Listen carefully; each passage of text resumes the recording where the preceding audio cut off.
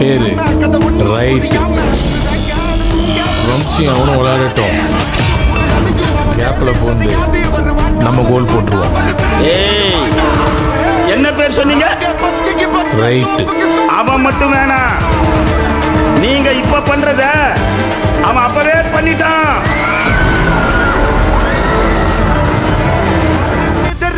சரித்திரம் புரியாம சிங்கத்தை ஒரு போதும் சீண்டக்கூடாது. ஒரு